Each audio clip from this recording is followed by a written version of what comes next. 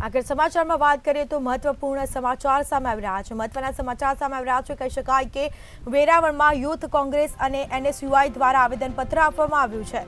તો વેરાવળ પીજીવીસીએલની કચેરી ખાતે આવેદનપત્ર આપવામાં આવ્યું છે। ભરતી મુદ્દે પીજીવીસીએલ કચેરી ખાતે ધરણા અને આવેદનપત્ર આપવામાં આવ્યું છે।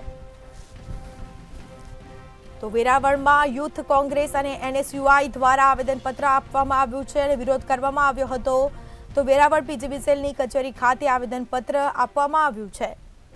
ભરતી મુદ્દે પીજીવીસીએલ કચેરી ખાતે ધરણા કરી અને આવેદનપત્ર આપવામાં આવ્યું છે।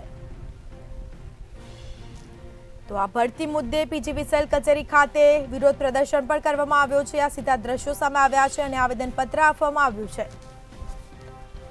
તો વેરાવળ પીજીવીસીએલની કચેરી ખાતે આવેદનપત્ર આપવામાં આવ્યું હતું, જેમાં વેરાવળમાં યુથ કોંગ્રેસ અને એનએસયુઆઈ દ્વારા આવેદનપત્ર આપવામાં આવ્યું છે।